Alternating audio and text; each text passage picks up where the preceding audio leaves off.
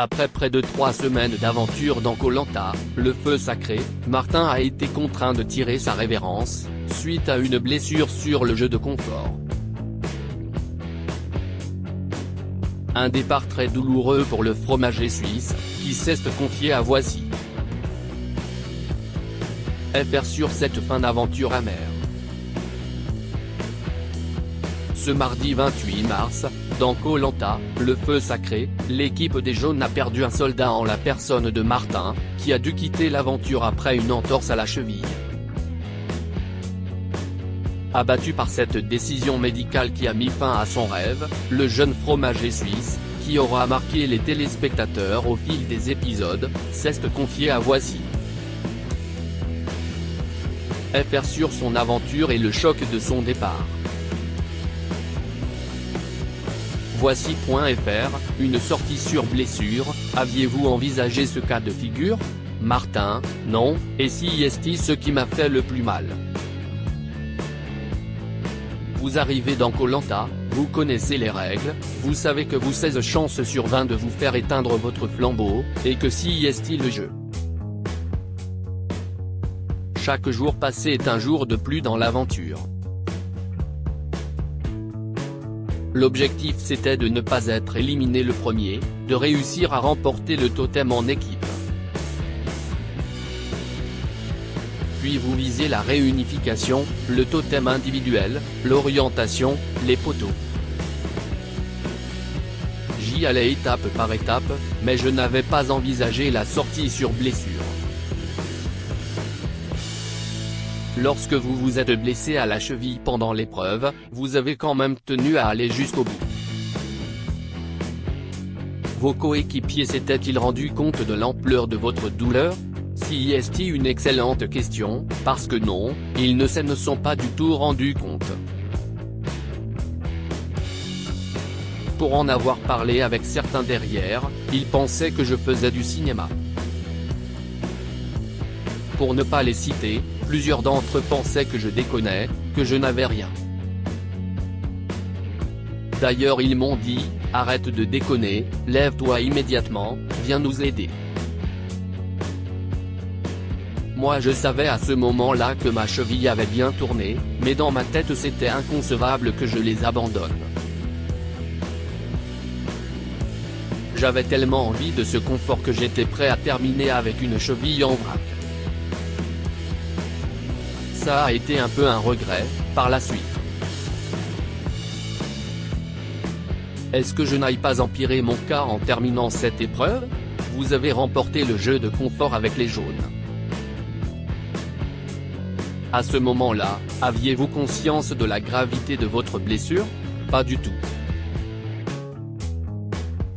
Je boitais beaucoup, et les aventuriers commençaient à réaliser que ce n'était pas de la rigolade.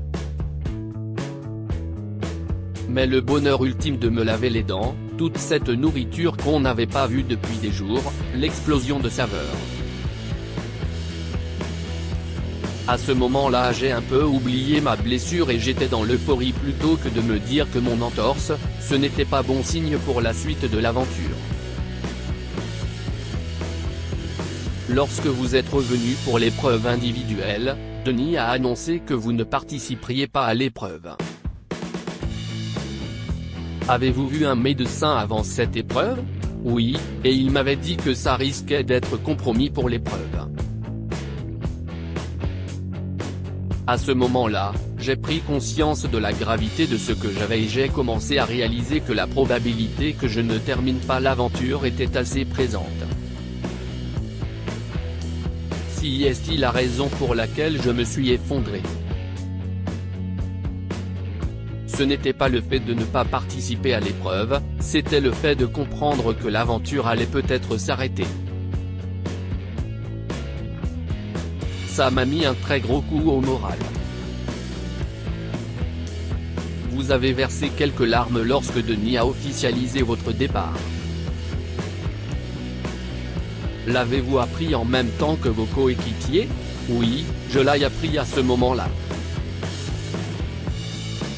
Je voyais le médecin régulièrement mais il ne me disait pas que c'était grave. Je voyais que ma cheville était bleue mais je me disais qu'il y avait une possibilité que je continue si ce n'était pas des épreuves où il fallait courir. Sur le camp j'avais un peu baissé les bras, mais tant qu'on ne vous le dit pas, vous ne réalisez pas. Quand Denis me l'a annoncé, je l'ai appris en même temps que les autres. Je ne le souhaite à personne. En rentrant, il a fallu 3 semaines avant que ma cheville se rétablisse. Vous qui avez été contraint d'abandonner, comprenez-vous l'abandon de Benjamin la semaine dernière, qui n'avait plus de motivation? Benjamin n'était plus dans le jeu. Il nous avait dit avant de faire les radeaux qu'il abandonnerait, donc nous étions au courant. Je lui ai parlé je ne sais pas combien de fois en essayant de le garder, de le remotiver, mais d'un autre côté, ça permet aussi aux téléspectateurs de se rendre compte de la difficulté de Koh-Lanta. On est très vite jugé par des gens qui sont en train de manger des pop-corn sur leur canapé devant l'émission, mais si est très dur. Moi aussi ça m'a traversé l'esprit un instant, de me dire qu'est-ce ce que je fous là, quand on se prend des nuits pluvieuses. J'y ai pensé mais jamais je n'aurais franchi le pas. Si estime ma personnalité, je ne peux pas juger celle de Benjamin. Je le comprends, mais je ne le conçois pas. Je n'ai jamais été intégré dans la nouvelle équipe jaune. Revenons sur votre aventure. Après la réformation des équipes, vous vous êtes retrouvé dans une équipe avec une majorité d'anciens jaunes. Les anciennes couleurs étaient-elles présentes dans les têtes? Complètement. Je n'ai jamais été intégré dans cette équipe. Ils avaient beau nous dire que c'était chez nous, c'était du bullshit. On n'a jamais été chez nous. Quand on s'asseyait à un endroit qui était l'habitude de Grace ou de quelqu'un d'autre, on nous faisait vite comprendre que ce n'était pas là qu'on devait s'asseoir. La seule façon d'avancer, c'était de gagner les épreuves. Vous avez beaucoup agacé Grace à cause de cette phrase que vous répétiez beaucoup, « Hey les gars ». Aviez-vous réalisé que vous l'agaciez sur le moment? En avez-vous discuté avec elle depuis? Je n'avais absolument pas conscience que je l'agaçais. J'avais totalement conscience qu'il n'était pas content des nouvelles équipes, mais de là à savoir que j'agaçais autant pour un tic verbal. Il y a bien pire dans la vie. Pendant la diffusion, elle m'a envoyé des messages, on en a rigolé, je ne lui en tiens absolument pas rigueur. Dans Koh-Lanta, on est à fleur de peau, on ne dort pas, on a faim. Qu'elle ne me supporte pas parce que j'essaie de motiver les troupes en disant « Hey les gars », une formule qu'accessoirement tout le monde utilise, si est-il vraiment me détester par principe, rire. Aviez-vous le sentiment d'avoir des alliés dans cette nouvelle équipe jaune? Je me suis bien entendu avec Benjamin, mais il m'a rapidement dit que pour sauver sa peau, il ne votera jamais contre un jaune. Mais il m'avait dit qu'il pourrait me dire qui était ciblé, pour que je puisse aller chercher un collier si c'était moi. Quand Benjamin a abandonné et que Tania est revenue, je lui ai proposé qu'elle s'allie à Christine, Julie et moi. Mais non, je n'ai jamais eu aucun allié dans les ex-jaunes, c'était de l'hypocrisie pure.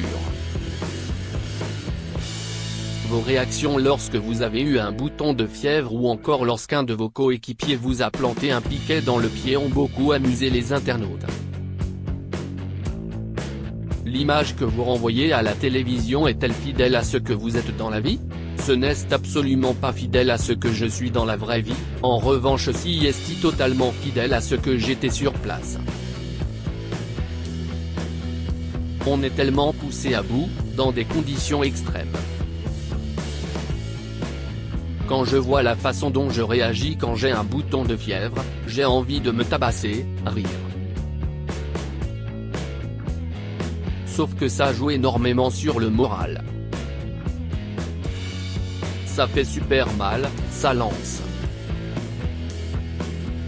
Ils ont voulu montrer ce passage, je ne peux pas leur en vouloir, je l'ai dit. Si on me charrie, tant pis. J'ai de l'autodérision. Lisez-vous les commentaires sur les réseaux sociaux? Non, j'essaie d'éviter car je pense qu'il y a des commentaires sympas mais beaucoup qui ne le sont pas. On m'en envoie quelques-uns quand si est si drôle. Je suis quelqu'un de sensible, je n'ai pas fait cette aventure pour avoir une notoriété quelconque mais parce qu'elle m'excitait énormément. Vous avez été trader dans une autre vie avant de vous reconvertir en tant que fromager. Comment expliquez-vous ce virage à 180 degrés? J'ai réalisé un rêve d'enfant. C'était vraiment quelque chose qui me tenait à cœur d'avoir une fromagerie un jour, et je ne pensais pas que c'était possible, en tout cas aussi vite. J'ai eu une opportunité en or de pouvoir le faire, il y a 4 ans. Si je ne l'avais pas fait à ce moment-là, je ne l'aurais jamais fait. J'ai ouvert ma première boutique en parallèle de mon métier de trader. J'étais trader la semaine, fromager le week-end. Au moment du Covid, je me suis rendu compte que c'était exactement ce que je voulais faire. Je me suis assis sur un salaire très confortable pour ne quasiment pas me verser de salaire pendant près de 2 ans et demi. Mais j'étais l'homme le plus heureux du monde, et je le suis toujours d'ailleurs. Je me réveille le matin, j'ai la chance de travailler pour moi, de rencontrer des personnes formidables, passionnées par leur métier. Pour conclure sur cette aventure, quels aventuriers souhaitez-vous voir aller le plus loin? Julie, ma pote d'aventure, et Esteban, car je m'entendais très bien avec lui.